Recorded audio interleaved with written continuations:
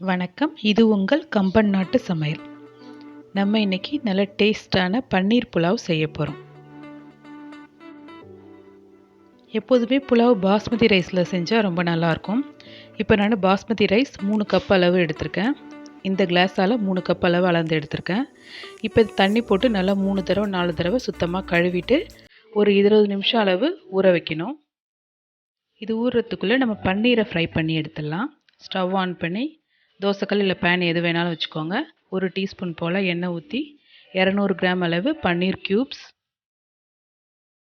இதை அப்படியே அதில் சேர்த்துக்கோங்க. இப்போ இது நல்லா கொஞ்சம் ப்ரௌன் ஆகிற வரைக்கும் வறுக்கணும்.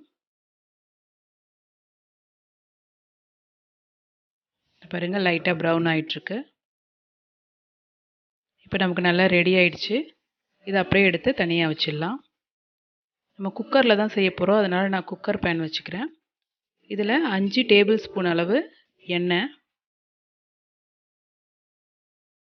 1 டேபிள் ஸ்பூன் நெய்.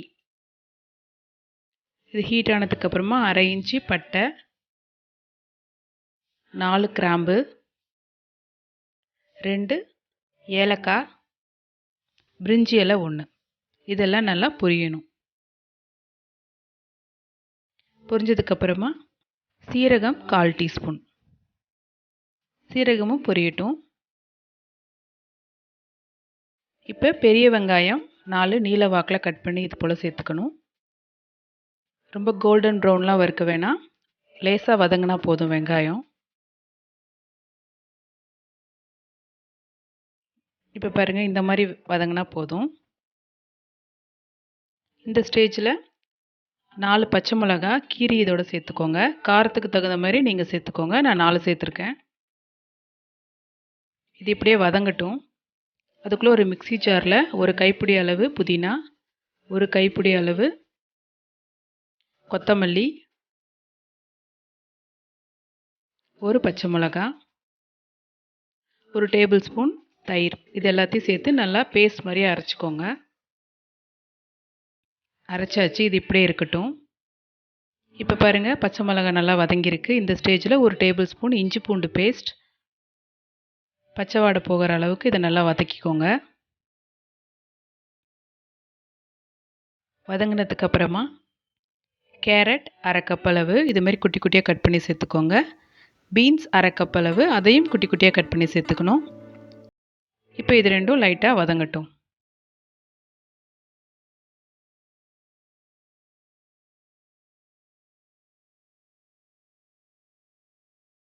இப்போ வதங்கினதுக்கப்புறமா நம்ம பேஸ்ட் அரைச்சி வச்சுருக்கோம் இல்லையா, அதை அப்படியே இதோட சேர்த்துக்கோங்க. இப்போ பச்சையாக அரைச்சி போடுறதுனால சாதம் க்ரீன் கலரில் வரும் அப்படின்லாம் நினைக்க வேணாம், ஒயிட் கலராகவே வரும் நமக்கு புலாவ்.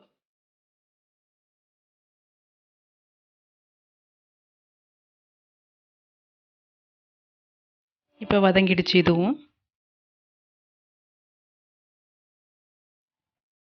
இந்த ஸ்டேஜில் நம்ம ஃப்ரை பண்ணி வச்சுருக்கோம் இல்லையா பன்னீர், அதை அப்படியே இதில் சேர்த்துக்கோங்க.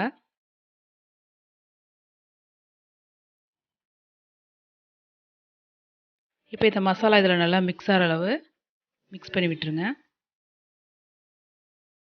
மிக்ஸ் ஆகிடுச்சு. இப்போ நம்ம ஊற வச்சுருக்க அரிசியை தண்ணியை வடிகட்டிட்டு அப்படியே இதில் சேர்த்துக்கோங்க.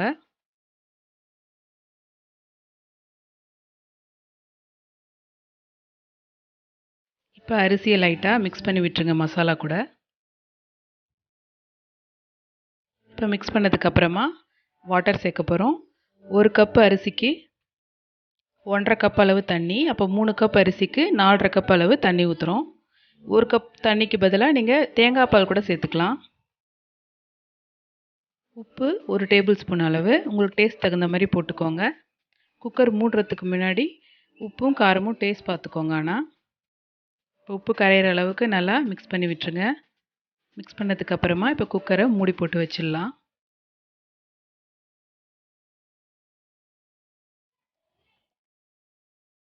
இப்போ வெயிட் போட்டுடலாம். 2 விசில் அளவு வந்தால் போதும், அதுவே நமக்கு நல்லா வெந்துடும்.